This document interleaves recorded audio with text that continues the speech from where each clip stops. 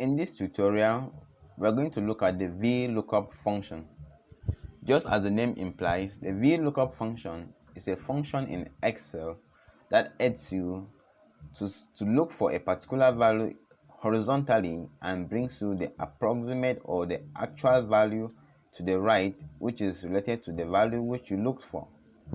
Simply put, the Vlookup function aids you to find a particular value in a table horizontally and brings you the result of that value to the right depending on the column number you indicated. It might sound complicated, but let's take a simple scenario to explain this. In a school, after a test has been written and the exam's results published, the students run to the notice board in order to see their results. Each student will start by looking for his or her name, starting from the top to the bottom.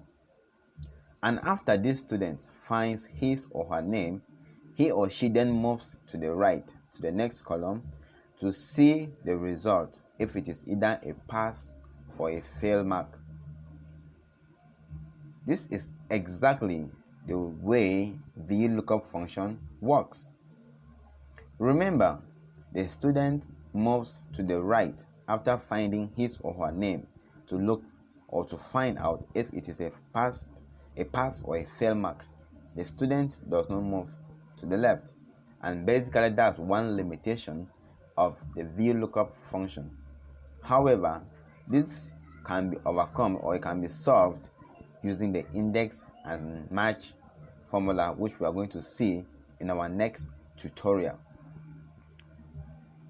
For the sake of this tutorial, we are going to have the data set for employees of a particular company, whereby we'll have the employees' names. We'll have the employees' names and their sales for each quarter. We'll have the employees' names and their sales for each quarter. And this data has been summarized in a summary table, whereby when we select the employee's name, we are going to see the sales for the various quarters, and that can ease our work a lot. So let's jump right to Excel and see exactly what the Vlookup function can do for us.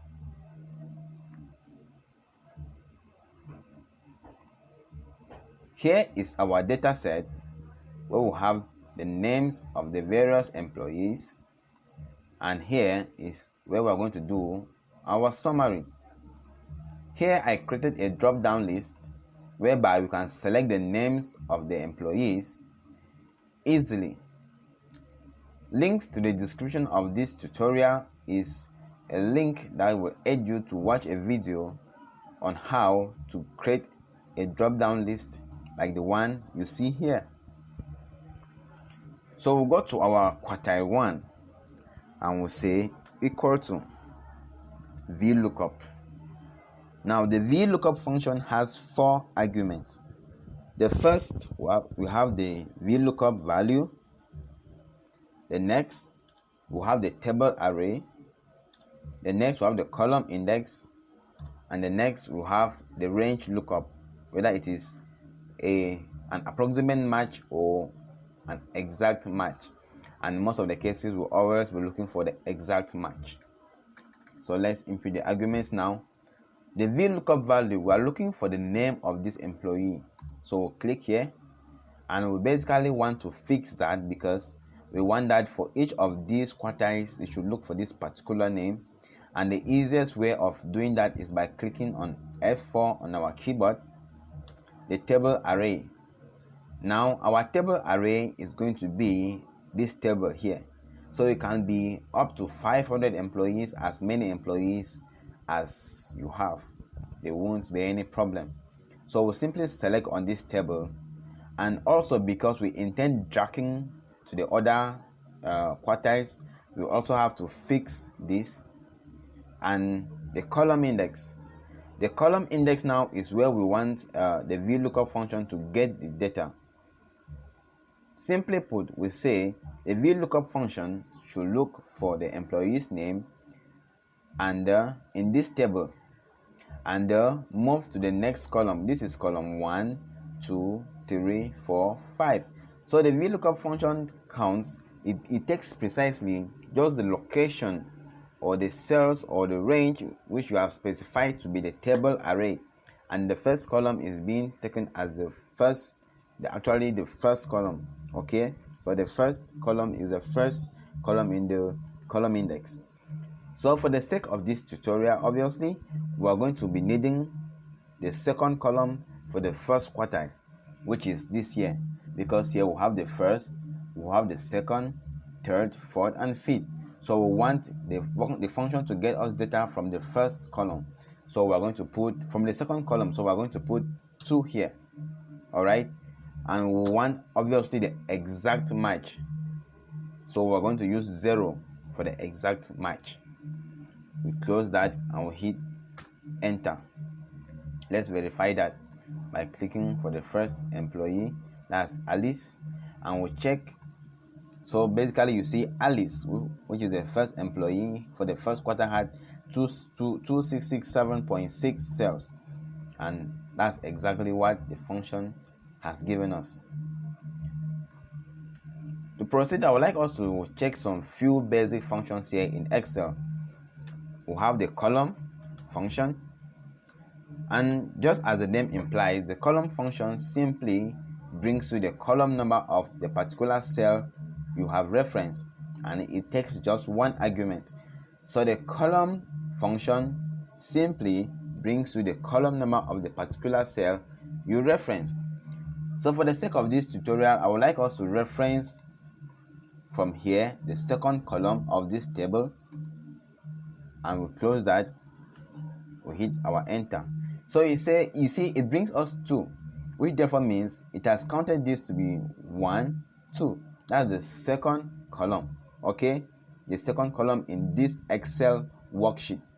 So if we keep on dragging, we discover that the column numbers, they increase accordingly. Okay, they increase accordingly because we didn't fix that, we didn't fix it. So the column numbers increase accordingly, and this is a very handy function that is going to help us in order to make our VLOOKUP function more dynamic. So you discover that for this our summary statistics, if we are to come here, we'll copy this and we paste here. You discover that we'll have to come and start changing this from 2 to 3 in order to have for the second quartile. Okay, and we'll cross check that is true. That is with the second quartile. But you discover that if you have a lot of work to do and a lot of tracking to do, that will be tedious for you to be changing the numbers one after the other. So what we are simply going to do is we come here to our column function and we copy this and we'll replace that where we have 2 here, and we'll hit our enter. And now at this level we can drag to the various quartiles. So you now see that it went accordingly, and automatically here will be the last quartile of the cells. Okay, so if you select and change for each of the employees, you see that their cells are changing automatically. And there's also one thing I would like us to note here. You discover that if you delete the name of the employee, you have error on all the cells. So I would like us to wrap all of this with the IFERROR function. And the IFERROR function has just 2 arguments where we have the value and the value IFERROR. So IFERROR will just simply say no cells.